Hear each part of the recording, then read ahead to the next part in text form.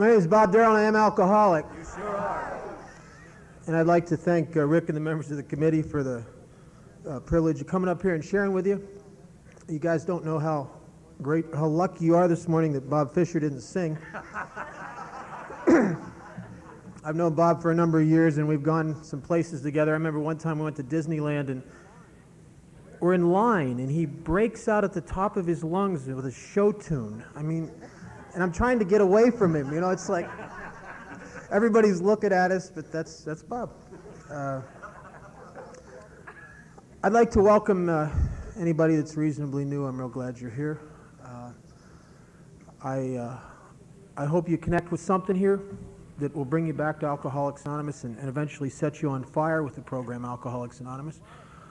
There's a lot of people here in this room that I know, and I've known for a long time. Matter of fact, there's some people here, I don't know why you're here. There's some people in this room that have heard me talk 10, 15 times. I got to tell you, if I didn't have to be here to listen to me, I wouldn't. I don't know why you're here. If you're new, I know what it's like to be a newcomer. I was a professional newcomer in Alcoholics Anonymous for about 7 years, and I didn't like it. It was always a low point in my life. It was always a time when I didn't feel very good about myself. It was always a time when I felt very ashamed of myself, and I would end up in an Alcoholics Anonymous meeting, and everybody would want me to stand up and be recognized. You know, and it was a very awkward thing for me, but I'm glad you're here. And I'm glad you're here because if you're here, you have a shot at connecting with something that will change your life so dramatically the far stretches of your imagination can't reach that far. I'll tell you a little story about me. I think I was about 3 or 4 years old, and I lived back in Pennsylvania, and it was a Sunday afternoon, and I went with my folks to a farmer's market that they have outside of town where all the farmers bring in their wares. And on the way out there, my dad is telling my mom about this one farmer who has this type of horseradish that's won all these awards. It's real strong, real potent horseradish. And he's excited about going and getting some of this. My dad liked that kind of stuff. The hotter, spicier, the better. And we're going into this farmer's market, and he's getting some of this horseradish. And I'm a little kid. I don't know what he's got, but I said, can I have some? And I'll never forget this. He looked at me and said, no. He said, son, this is strong. This is for grown-ups. You can't have any of this stuff. Well, I think I've always been the type of person, if you tell me I can't have something, I may not really want it until you tell me I can't have it, then I really get interested. And we went home, and I bid my time, and a little time went by, and my folks were visiting with the neighbors, and I snuck in the refrigerator, opened that door, I got that jar of horseradish out, got a big spoon, sat on that kitchen floor with that jar of horseradish between my legs, took that lid off, stuck that spoon in there, put that in my mouth. Now, this was before LSD. But I saw some shit that day, I'll tell you. I had snot pouring out of my nose and tears running down my eyes. I got so sick, I spewed horseradish all over that kitchen. I threw that jar down. I was so miserable and so sick. And I got to tell you, that was over 40 years ago, and I have not once sat with a jar of horseradish and a spoon, and I didn't have to go to no goddamn meetings, get no sponsor work, no steps, or go to no treatment program. But I got to tell you that if that horseradish would have made me feel the way that alcohol made me feel, I'd have spent the next 40 years making myself sick with that stuff every chance I could get. And I am one who believes that I was born an alcoholic. I think I was an alcoholic from the very beginning, even far before I ever took my first drink, because the book says we're bodily and mentally different from our fellows, and that's always been true for me. I was like a freeze-dried alcoholic waiting for alcohol. And I believe that because there was always something wrong with me. I always had this feeling like I didn't fit. No one in my family, no one in my neighborhood, no one in school seemed to look the way I felt. There always seemed to be something missing from me. I remember holidays with going over to my grandparents' house and sitting with my uncles and aunts and cousins, and there'd be about 20 of us at this long table, and I'm in the bosom of my family, and I didn't come from an alcoholic family. The people that were sitting at that table were all on my side. And I got to tell you, they all loved me. I can see that looking back, but I could also tell you I could never feel it. That there was something wrong with me where I felt disconnected. And I would sit at that table, and I just couldn't wait to get away from there and go play all by myself with some little soldiers or something, you know. And I remember the first time I ever took a drink, I was about 12 years old. And I started drinking socially, and I was a social drinker for 15, 20 seconds. Because when I took my first drink of alcohol, alcohol did something for me that I had secretly hungered to have done all my life and didn't even really realize it. When I took that first drink, I was hanging around with a bunch of guys who were older than me, and I'm doing everything I can to fit with them, and I always feel like I'm coming from behind. I never feel enough. And I took that hit off that quart of Seagram 7, and for the first time in my life, I didn't have to pretend anymore. For the first time in my life, I really was one of the guys. For the first time in my life, I felt like they looked.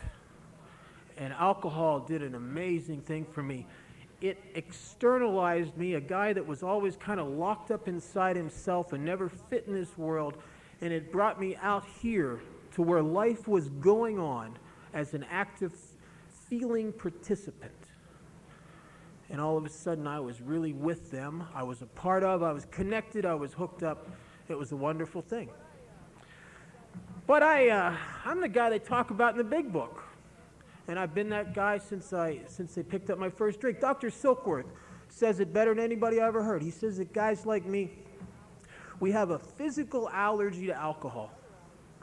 And unlike other allergies, when I drink, I don't break out in hives. I break out in what Silkworth calls a phenomenon of craving. And I sat in meetings of Alcoholics Anonymous. I started coming here in about 1971, and I didn't get sober till 78.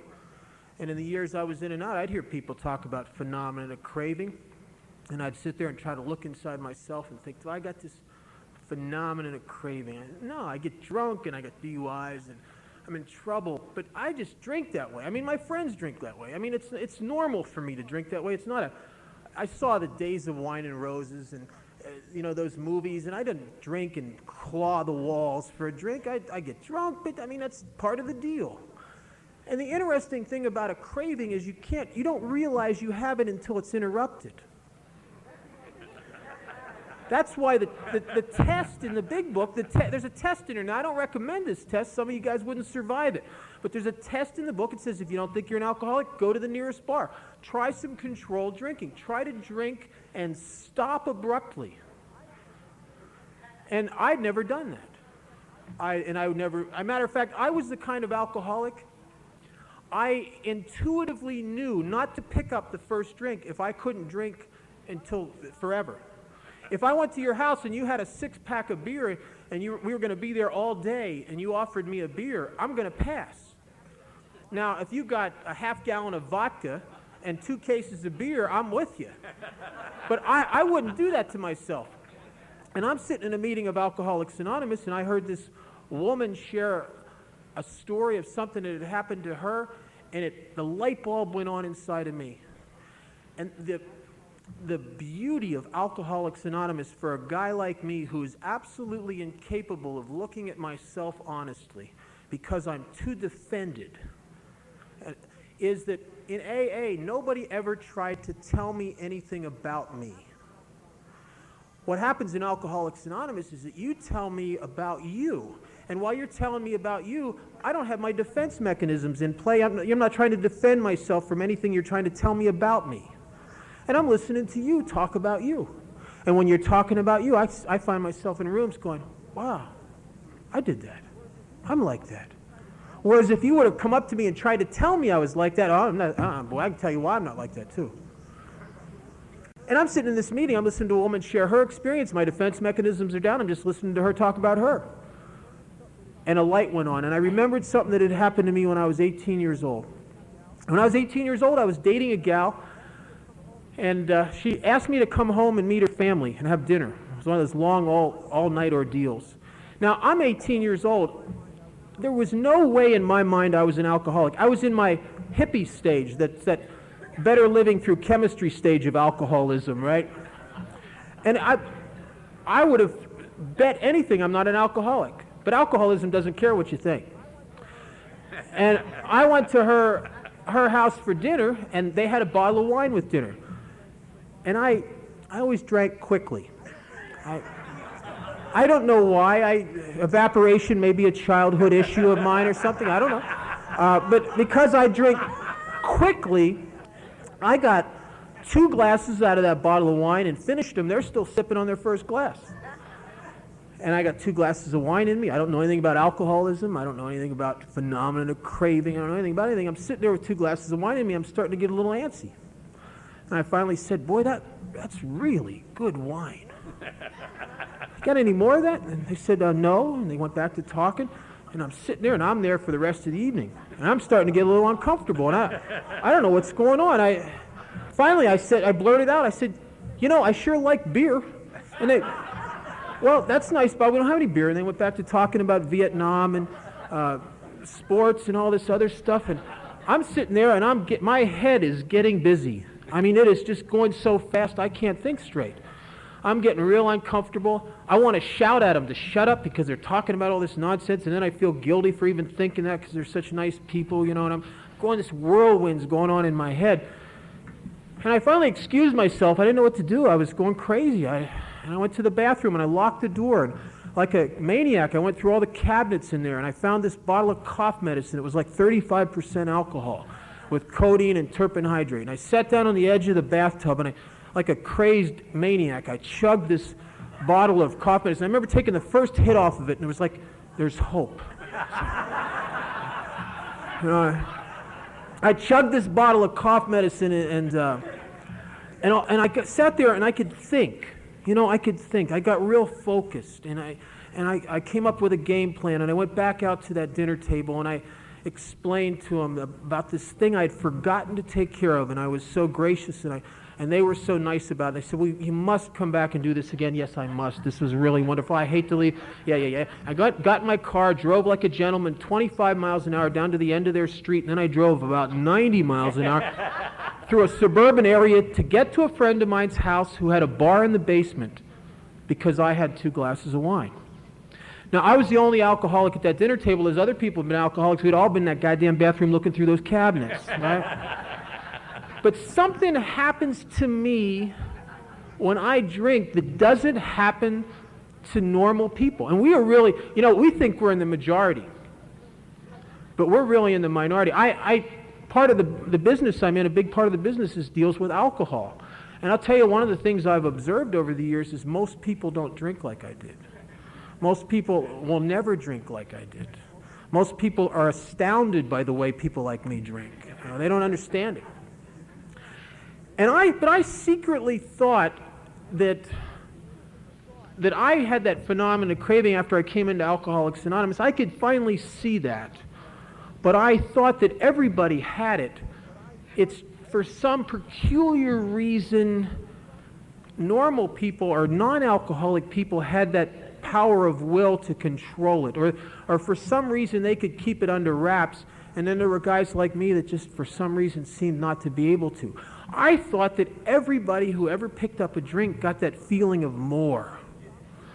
And Silkworth, in the doctor's opinion, says that's not true. He says that phenomenon of craving is what differentiates us and sets us apart as a distinct entity. And I didn't really realize that until I was about a little over 4 years sober. And I'm working in this place here called Wonder World, and I met a gal there that worked there, and we started dating for a little bit. She's not an alcoholic. And we'd go out to dinner, and she'd order a drink, and I swear to God, it would take her a half hour to drink one drink. I mean, like she'd stir it, sip, talk for 10 minutes, take another sip, the ice would melt. I mean, that's like alcohol abuse, you know what I mean? The whole time I knew her, I never saw her finish 2 drinks, never. I'd see her order a second drink quite often. She'd drink a half of it, 2/3 of it, a quarter of it, and she'd push it aside, and she'd say the most bizarre thing you've ever heard. She'd say, "I don't want any more, I'm starting to feel it." It would be easier for me as an alcoholic to have sex and after 2 strokes say, "I don't want any more of that, I'm starting to feel it," than it would be to do that with 2 drinks of alcohol. And I started to realize that I really am different from those people. See, my friend, when she pushed the drink aside, she wasn't trying to prove a point. See, we're all capable of that. Matter of fact, a lot of us have done that. We're with our significant other, and they're on our back about drinking, and so we'll go out to dinner and we'll show them. We'll have 2 and stop. We can do that. We're all capable. We can't do it every day. We can do it once or twice. Or we'll go out to lunch with our boss, and he's been on our back about our drinking, and we just have 2 to show him. See, there's no problem here. But see, my friend wasn't trying to prove a point. When she took 2 drinks of alcohol, she got a feeling like she was losing control. I take 2 drinks of alcohol, I get a feeling like I'm getting control. It does something for me that it doesn't do for them. And they will never understand why I drink the way I drink. And you know something? I don't think I'll ever understand why they drink the way they do. I mean, now, why not have a Coke? You know? I mean, why have 1.5 drinks? There's that line in the book, it says that science, there's no cure for alcoholism except abstinence, that science may one day find a cure but hasn't come up with one yet. Well, it never will, because it's against our nature to even take a cure like that. First of all, if they had a pill that would make that we could take and drink socially, the first thing that would occur to me is, well, what would 5 of those pills do? I mean, right? And who in this room would want to have 2 drinks and go home and cut the grass? I mean, really. So people who think that they're going to cure alcoholism, they just don't get it. I mean, they don't get it. They'll never get it. So I come to Alcoholics Anonymous. I started coming here in 1971. I was forced to come here. I was in an institution, and the people that had the keys in their pocket thought it was a good idea for me to go to these AA meetings, and I started going to these meetings, and I got to tell you, I was a young kid. I think I was about 20 years old. First thing I noticed is that everybody in AA was old. I mean, there was people here 35 years old. Their life was over. I mean, I knew why they didn't drink, but I'm a young guy. There's a leak here somewhere. I'm a young guy. I think got my life ahead of me, and partying still. Alcoholism is a disease of diminishing returns. Yes, I started out drinking, and the fun and the effect was phenomenal. It was way up here. There were some problems. And as the years went on, the problems increased, and the fun and the effect diminished. And by the time I went to my first Alcoholics Anonymous meeting, I was having a lot of problems, but there was still some remnants of effect and fun there. And there was still the illusion of the good times. And I remember sitting in this meeting of Alcoholics Anonymous, and I didn't want to be there. I'm too young. You guys talked about God, which made me absolutely crazy. I mean, I was raised with a lot of religious upbringing, and by the time I'm 12 years old, I've made a definite decision that there cannot be a God. I mean, there absolutely... I was taught about a God who existed to judge me. He had these lists of rules of things I'm not supposed to do and these things I'm supposed to do. And if I was even good enough not to do them, if I just thought about doing them, I'm screwed, right? And I'm one of those kind of kids, I just think stuff. I remember the nuns would tell me, you got to be pure of thought, word, and deed. And they'd say that in X-rated movies that just start going through my head,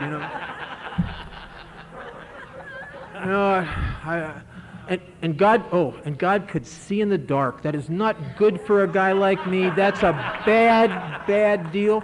He could read my mind. So I remember one nun telling me one time about, I guess she knew that I just was kind of an oddball and didn't fit. I was always in trouble, you know. I don't mean to be in trouble. I'm just in trouble all the time. And she was telling me about a place for God created for guys like me that it's always out of line. It's instead of going to hell where they burn you and torture you forever and ever, God created this place called purgatory, and it's like being in Al-Anon forever. I mean, no, it's, oh, I didn't say that really. See, I'm still weird. That stuff just comes out of me. Anyway, but this place called purgatory, and in purgatory, it's kind of like hell, except they burn you and torture you, but it only lasts for a couple 100 million years, you know? And I don't want to offend anybody. I hope this doesn't offend anybody, but I remember discovering masturbation, and I could picture this meter in heaven clicking off the millions of years, right? And I haven't even done anything yet. I'm just practicing. So I get to, so I was sitting in Alcoholics Anonymous, and people are talking about God, and I just get real uncomfortable, and I get real guilty and real nervous, and I just shut you out. I can remember listening to speakers, and I would identify with some of the things that they would say, and then they would talk about God, and I just would discount everything they say. I'd say, oh. I remember listening to this one guy. He was doing life imprisonment in prison, and he was in a trustees group, and he came into this institution I was in with a bunch of trustees to put on an AA meeting, and I'd never seen anybody in Alcoholics Anonymous like this, and I'd been in and out by this time a couple years. This guy had really long hair, he had a beard, he had tattoos. I mean, he big biker guy. I mean, he was in there for murder, and he's telling his story, and I'm listening. It's a great story, and I thought, he's the first guy I ever listened to. I thought, yeah, I'd drink with him. Yeah, man, this guy, he's a man's kind of man. And then all of a sudden he talked about God in his life, and I thought to myself, oh, what have they done to him? You know, I know what happened to him. I knew a guy like that. You do too much drugs, you drink too much, and you end up in the airport chanting Hare Krishna with a starter rope out the back of your head or something, you know? Or you end up on the corner as a sunbeam for Jesus, you know, giving out Bibles. I mean, we all know, but, you know, they go too far, a bottle of wine too many, something goes in the brain, you know, and they just, right? So I'm sitting in this meeting, and people talk about God, so I shut the door. I don't listen to that. And then there was one thing in Alcoholics Anonymous, and I think this, I'd really like to talk about this, because if you're new, maybe this is really hitting you. I would stop drinking, and I would come into AA meetings, and I would sit there, and I would listen, and I would observe, and it would become very apparent to me that there must be something else wrong with me than what's wrong with you. Because what I observed in Alcoholics Anonymous is I observed people who quit drinking, and they became happy. They quit drinking and they were grateful for everything. They quit drinking and they had interesting, productive lives. I mean, great things would happen to them. They had wonderful relationships with people.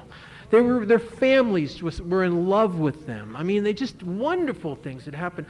And I sit in the meeting and I've quit drinking and I feel awful. I don't feel like you look. I don't feel like you sound. Matter of fact, abstinence to me feels like I'm doing time. And I sit there and I look at you guys and I don't know what's wrong with you, but it's not the same thing that's wrong with me. And if you're new, please hear this, that out of my experience, my alcoholism always started where the bottle ended. And it was the emptiness of abstinence that would drive me absolutely insane. I'll tell you how insane it would drive me.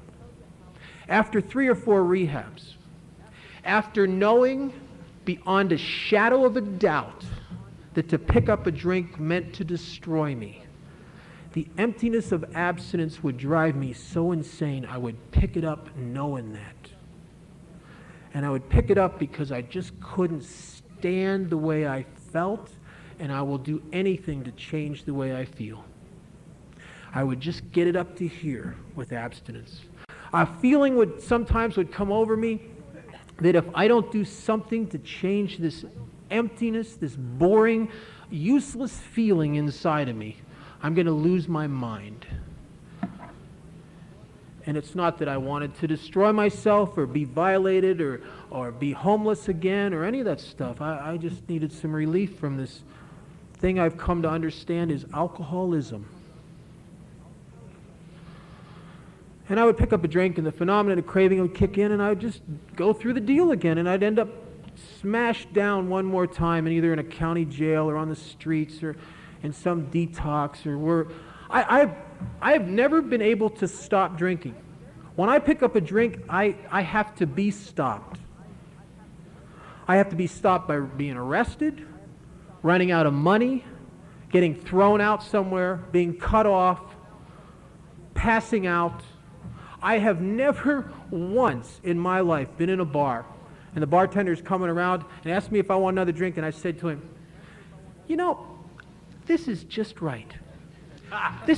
No, I don't need another drink. This is fine. I like this, just like this. I have never known that experience. When I started drinking, alcohol opened a black hole in me that I could never fill. And I had to be stopped. And I would be stopped and I'd crawl into another meeting of Alcoholics Anonymous feeling awful.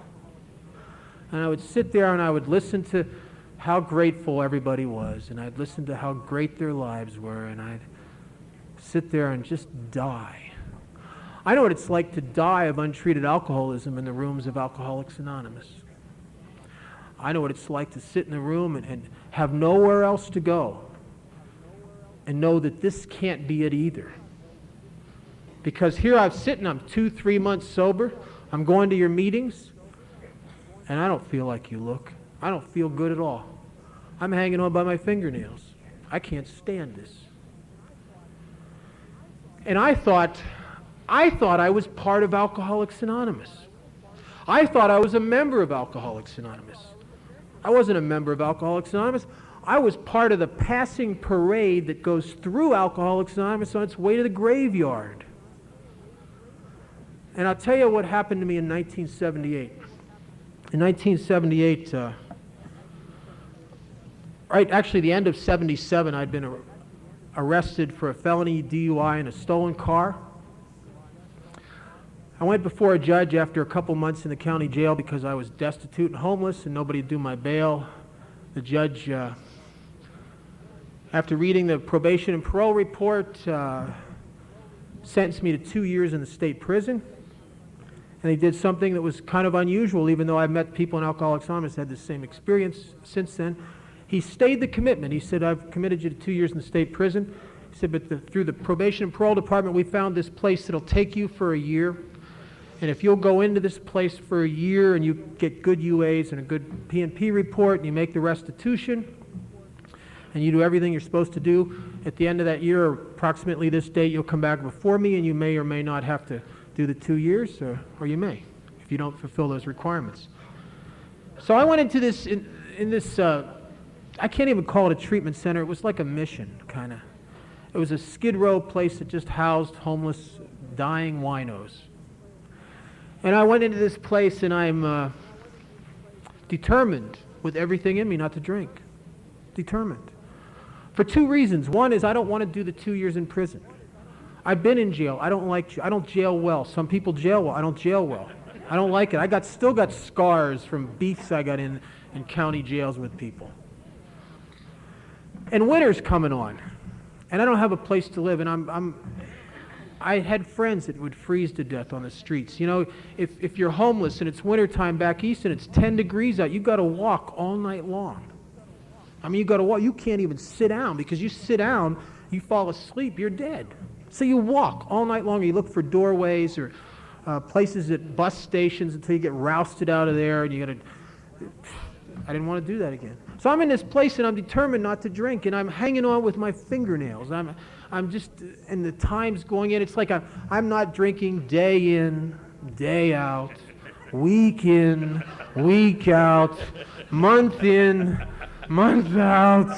You know, it's like, help me.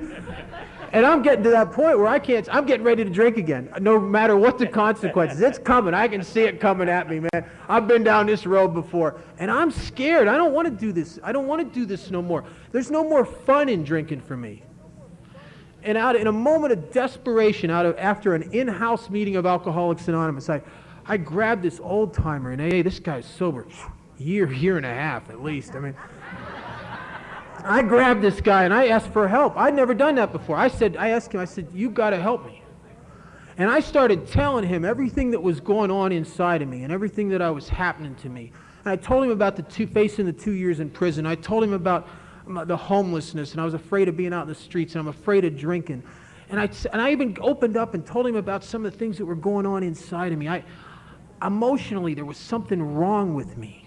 And I didn't know if I needed therapy. I'd been to a lot of therapy. It didn't seem to help. But I was the kind of guy I could be sitting in the TV room in the joint I'm living in. I could feel wonderful, like I could conquer the world. And 2 minutes later, I'm almost suicidally depressed, and nobody's even said nothing to me. You know, I just go on these roller coaster rides that they're just wacko.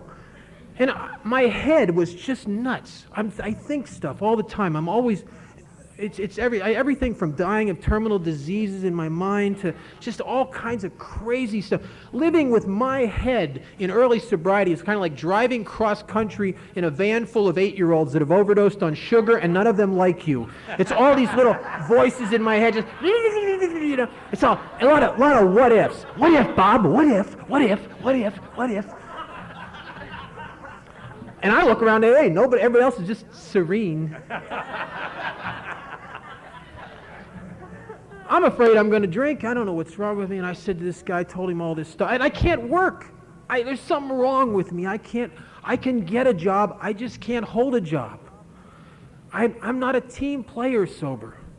They always come up to me, and I heard this all my life. People would come up to me and say, Bob, you're a hard worker, but there's just something about your attitude. It's like, what? What? What's about my attitude? You know, I can't hold a job, and I get on the muscle around people. I don't mean to, but I get uptight, and I just kind of stay away from me around people, and I get all this anger and fear going on. I don't know that. I just know that I don't fit well sober. Now, you give me 5 shots of Jack Daniels, and I could be a crew leader. I mean, you know. But sober, I just kind of hang my head and just kind of. I go from being depressed and withdrawn to being assertive and obnoxious. There's no in-between for me. And I'm telling this guy all this stuff, and I said, I need help, man. I'm going to drink. I don't want to drink no more. And in the room where we were sitting on the wall was the thing with the 12 steps. And he points up to there, and he says, well, Bob, he says, we have these 12 steps. He said, if you'll put those in, if you'll do those, this will solve these things. So this was your answer. And I'm desperate, and I thought, I'd seen those steps over the years in AA. A lot of times I thought to myself, I better really read them this time. And I sat there and I read them, and it became real clear to me this guy hadn't heard anything I had just told him. I mean, there is absolutely nothing on this board that it's not that I have anything against what's on that board. There's nothing on that board that relates to anything I just told him. It's like, I need a set of steps, like step 1, make Bob's police record disappear. Step 2, make his family realize how wrong they'd been about him. Step 3, give him $1,000. Step 4, bring her back, properly ashamed of herself. Step 5, let him sleep and have some peace in his life. Have a step that would make me feel better. But no, we got my personal favorite. Turn your will and your life over to the care of God. I could see how there were people in Alcoholics Anonymous that could do that. I mean, you guys were nice people. You don't know where I'd done some stuff that I'd never to this day heard anybody in AA say they did. I mean, when you live on the streets and you live like I did, I mean, it's jeez. I'd rather turn to God. To God? The guy with the book? I mean, the guy that sees in the dark? You want to turn... I'd rather turn my life over to a narcotics agent. To God, get out of here. And then another favorite, make amends. Oh, I love that. You guys can make amends. I'm sure you said something nasty to your wife one night and you need to make an apology. You might have even you might have even cheated on your expense account at the office. You should make amends. Yes, you should. I did stuff. Woo! I was the kind of guy that you ran into me in the park and you felt sorry for me and you took me home and you said I could sleep on your couch. When you went to work, I robbed you. And it wasn't nothing personal, believe me. I faced going to prison at one time. I was going to do 10 years, and to save my own butt, I turned in all these guys, you know. I could just picture myself sober, making amends, going up to the head of an outlaw motorcycle gang that just got out of 10 years in prison, say, well, Cheech, I'm a sober member of Alcoholics Anonymous. I'm sorry I turned you in. I'm sorry you had to do the 10 years. But I'm sober. I know you'll forgive me. I'd rather put a gun to my mouth, right? So I'm looking at these steps and it's like, come on. I can't, there's nothing there that's for me. And you know, if you're new, I hope you hear this. I go on a run. Alcohol wipes me out, cleans my clock, takes everything away from me. I come into Alcoholics Anonymous, and the first thing I get back is my goddamn opinion. And it's my opinion and my judgment that keeps me from doing all this stuff. People in AA would tell me stuff for years. Get involved, get a home group, get a sponsor. I got a sponsor one time because I thought he could get me a good job. Had me selling Amway. I mean,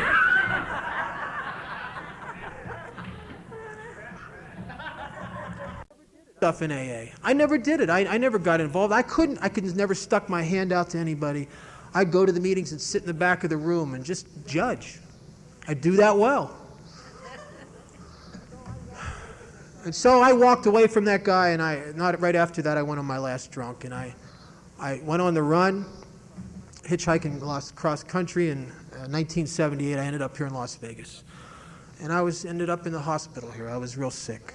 And I always got to a point where I would desperately need a drink, but I couldn't hold one down. And it would get real scary, and that was the time I always have to go to the hospital. I'd get to a point where no matter how much stuff I'd throw up and try to drink, I couldn't get enough down to get well. And I'd had in the past DTs and seizures and stuff, so I had to check into this county hospital. And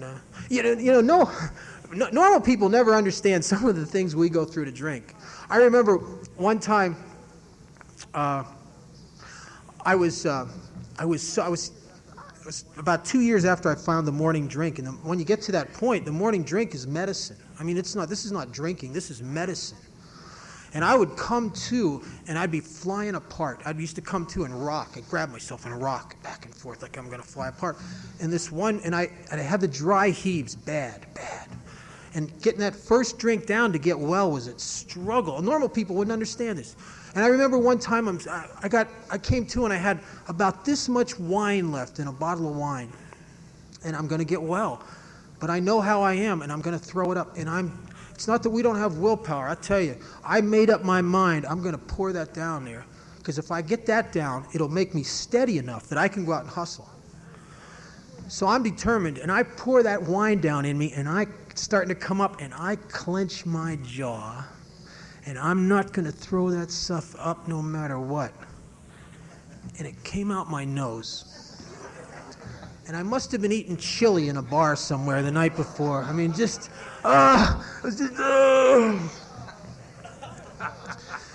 I'm at a point where I go into this hospital because I'm real sick, and I'm just whooped. And something had changed inside of me, and I'd go to the meetings of Alcoholics Anonymous in that hospital, and I'd hear guys like Dick and some of the people from my home group that used to bring meetings in there. And it seemed to me like they were talking about a different type of Alcoholics Anonymous that I heard about when I was in Pennsylvania. But what I think really happened is that I think the view changes from the bottom. And all of a sudden, I could hear things I could never hear before. And I'm sure that they must have been said somewhere in a meeting of Alcoholics Anonymous that I was in before, but I could just never listen. I was too busy defending myself. And I started to identify, and the Buddhists say that when the student's ready, the teachers appear. And the people that brought that meeting in there were real doers in Alcoholics Anonymous. They were real active people. They were involved in everything in Alcoholics Anonymous in this part of the state. If there was a committee going on somewhere, or this convention or anything, those people were involved. They were the people that did most of the 12-step work and the hospital and institution work in Southern Nevada.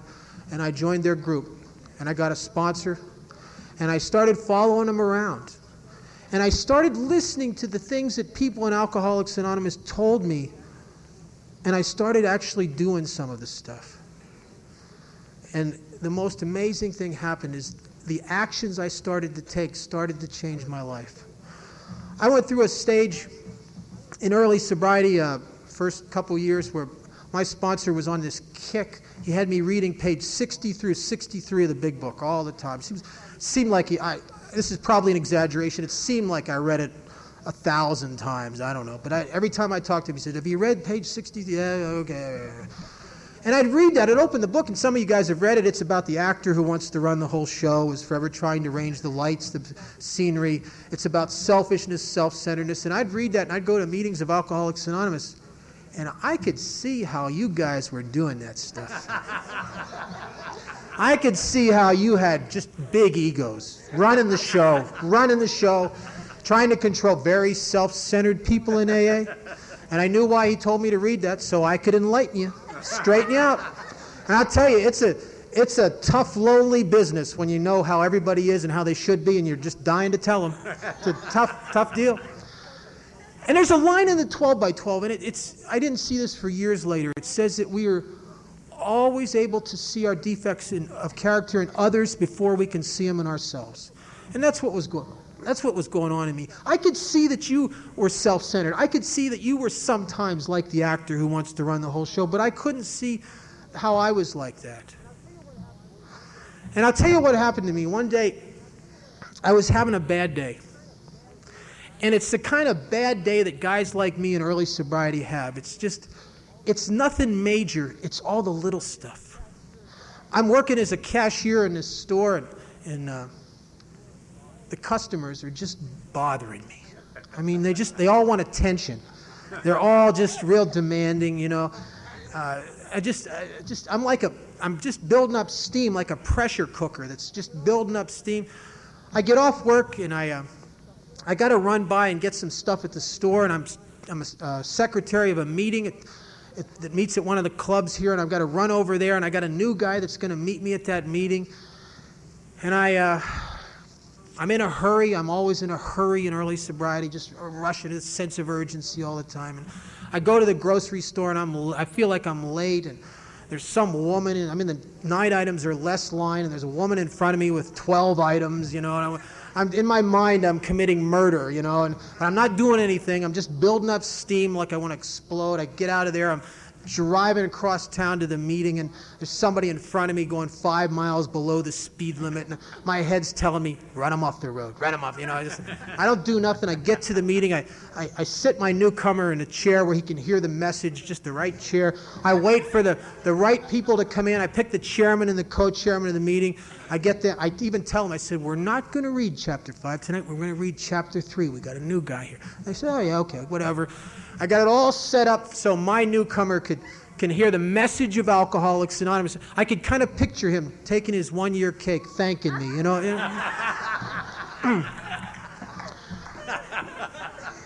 So the chairman starts the meeting. They read chapter 3. He says, does anybody have a subject? Some guy in the room raises his hand. He starts talking about shooting heroin. Somebody else interrupts him and says, you can't, this is Alcoholics Anonymous, you can't talk about that here. Somebody else says, wait a minute, this is Alcoholics Anonymous, you can't tell anybody what to talk about. Somebody else, it was like the meeting from hell. It was, if you've ever been to a meeting like that, I hate meetings like it. It's all this controversy and debate and cross-talk, and everybody's getting uptight, and I'm getting crazy because my newcomer's not hearing the message of Alcoholics Anonymous. It's becoming real clear to me that I'm the only one in AA that really cares about these new people. I'm fed up. By the end of the meeting, I'm quitting AA. I throw the stuff in the bag, swarm out of the meeting, made some snide remark to some old-timer, which is, if you're always going to quit AA, you got to give a snide remark to some old-timer. I get home and like Pavlov's dog, I call my sponsor, like, and I'm rambling on about how people are out to get me, like I always do. I'm a good whiner, and he says, read page 60 through 63 of the big book. And I go and I open the book and it's, oh shit. It's not Billy that's running the show. It's not you guys. I could see for the first time in my life what my problem was. I'm the guy they talk about in that part of the book. And I got to tell you, that was such a change in my life. When I could see myself in that part of the book, for the first time in my life, I got a glimpse of what is the nature of my alcoholism once you take away the alcohol, of the thing that always drives me back to drinking. And I could see for the first time in my life that I'm the actor who wants to run the whole show. I sit in judgment. I sit in meetings, and I sit at work, and I sit in traffic, and I sit in the grocery store, and I sit wherever I were. I sit on a throne of judgment. And I look down on everybody else, and I know how everybody else should be. I used to go, I remember one time in early sobriety, I had a list of people I was all pissed off at in AA, and people at work, and I went to my sponsor with this, and I'm saying, this guy's cheating on his wife, and this guy's got a big ego, and this guy's this. And Dick says to me, he says, you got to quit playing God. Playing God? I'm reporting accurate information here. I'm not playing God. What are you talking about? I couldn't see it. I'm playing God. I'm sitting on this throne of judgment. As if the implication is that I know what's good for everybody. Right? And I got to tell you, I think, over the years, I believe this with everything in me. I think alcoholism, the ISM, the ism, this is a disease of separation. I separate myself. And I do it through my judgment. And I have watched people in Alcoholics Anonymous judge themselves right out of AA before they even leave the rooms. And it's an easy thing to do. I have that type of peculiar ego deformity inside of me.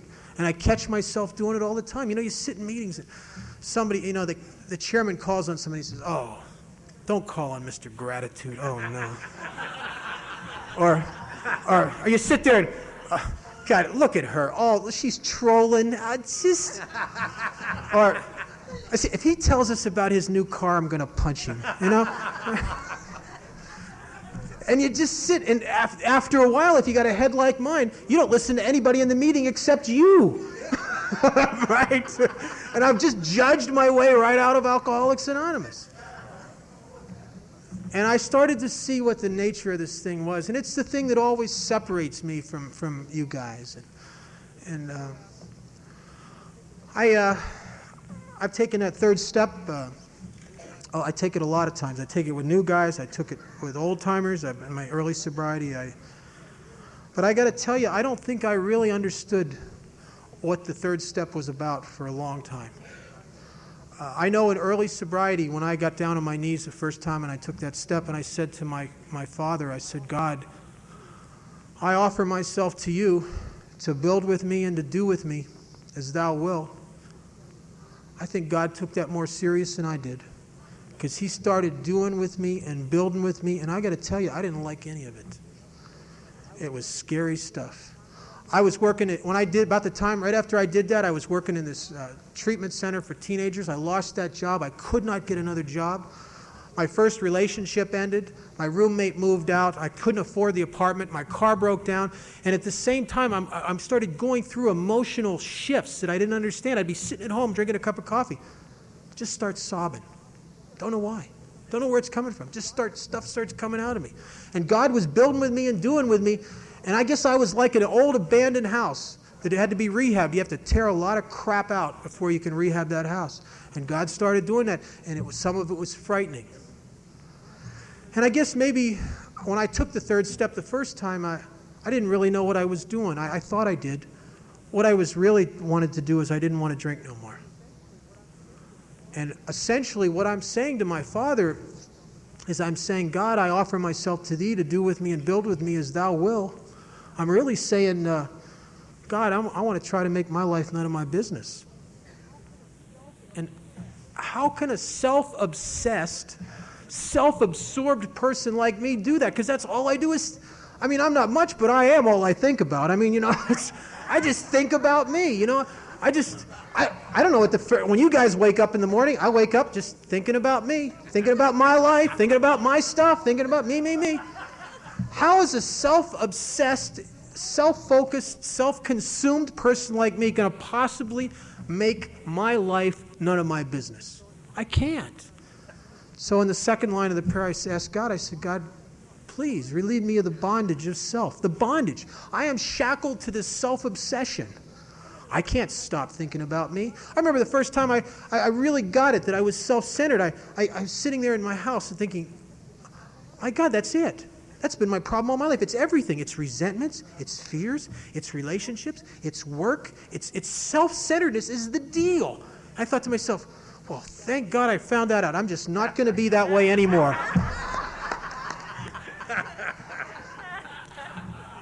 I am shackled to that. I can't stop doing it. So I begged God. I said, relieve me of the bondage of self so that I may better do thy will. Because God, if you don't do that, how am I possibly going to make my life none of my business? I can't. And then I was in my 11th year of sobriety, and I'm taking a new guy through a third step.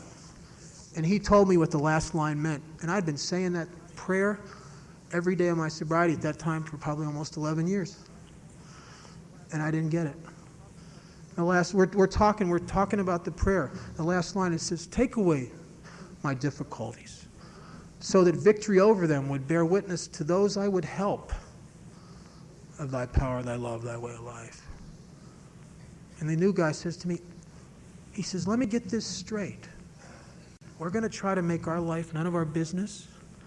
We're going to ask God to relieve us of the bondage of self. We're going to do all this so we can help other people. And I went, oh yeah, of course, I knew that. I didn't know that. I was saying that prayer.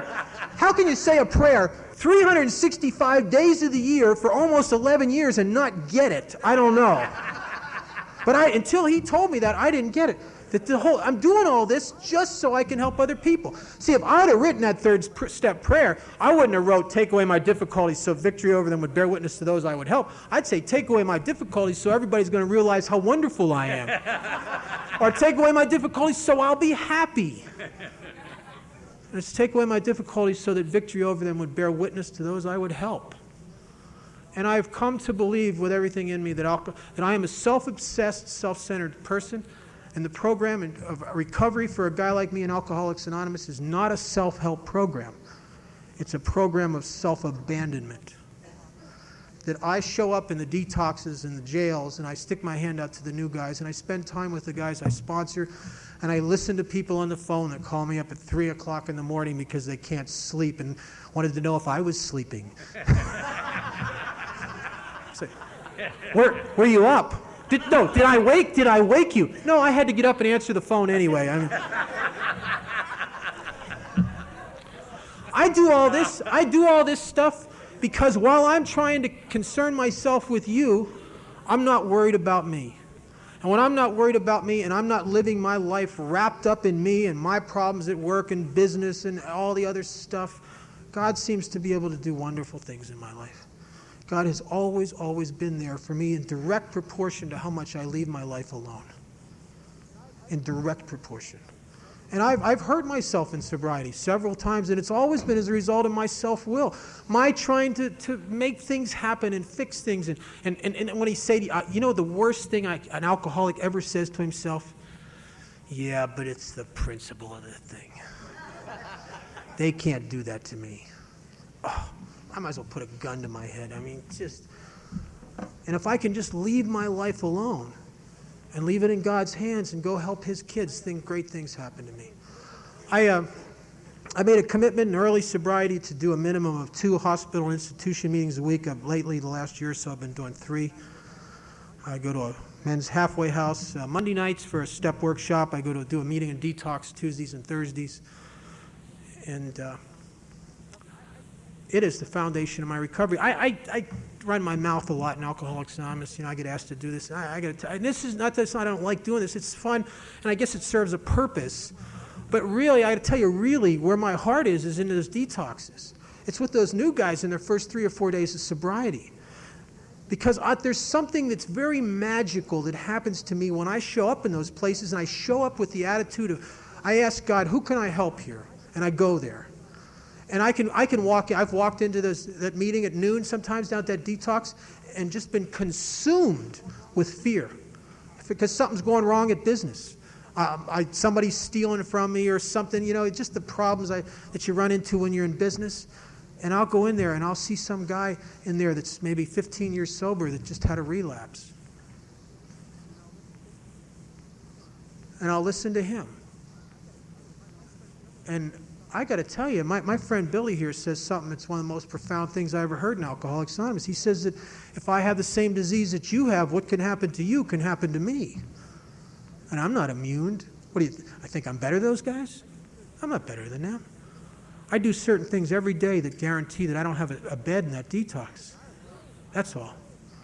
And I've watched some, I tell you, there's rarely a week that goes by that I don't see somebody in that detox that has had long-term sobriety in Alcoholics Anonymous and drank again. And a lot of those people at one time had excellent recovery. Sponsored people, did all this stuff, were on committees. And I'll tell you a phenomenon I've observed, and I've observed this 1,000 times. We get sober and we have a whole, where the heat's on us, our life's a mess. We have a whole lot of alcoholism.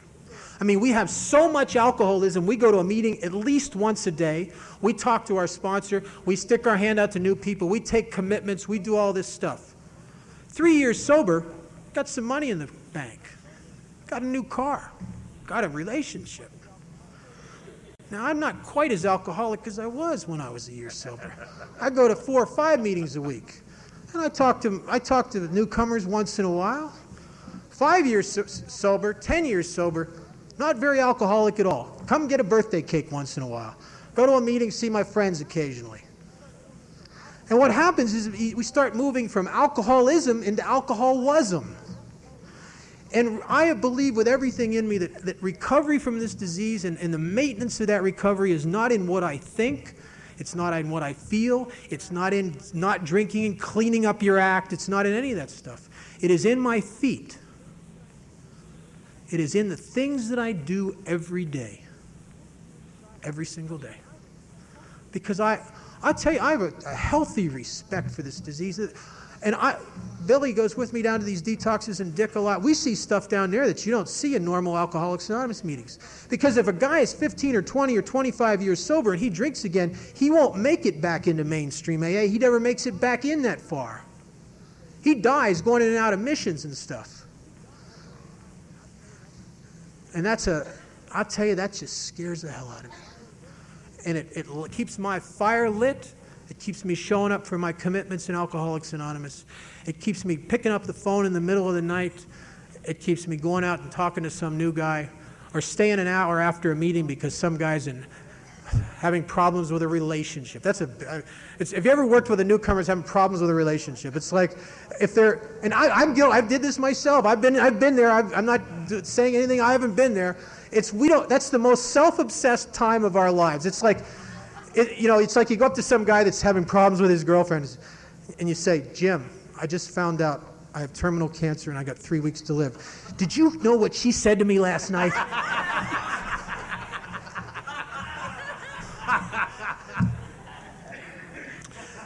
And I keep showing up and trying to be there for somebody else because that's what a guy like me has to do. And I don't know that everybody in AA has to do that. I think only those of us that really have a problem with self-centeredness have to be there for other people. And if you don't have a problem with that, you probably don't have to do that. But I just think a lot about myself. I worry a lot about myself. I just really like to matter of fact, most people interfere with my thinking about me. It's really kind of inconvenient. I want to tell you a story and I'm going to shut up. This isn't original. I heard it, I don't know, 18, 19, 20 years ago, somewhere along the line, Alcoholics Anonymous. It's a Sunday afternoon. Guy's got the day off. He's sitting in his easy chair, reading the newspaper. Comfortable. He's got a 6-year-old daughter. She comes over. She says, "Daddy, please play with me." He says, "Sweetheart, not now. I want to read the paper." He says, "Daddy, please play with me." And he looks in the paper, and there's an ad in there for an airlines. And it's a map of the world that shows where all these planes fly. And he gets an idea. He tears it out of the newspaper. He tears up this map of the world into little pieces, grabs a roll of Scotch tape, and he says, "Sweetheart, here's a puzzle. It's a map of the world.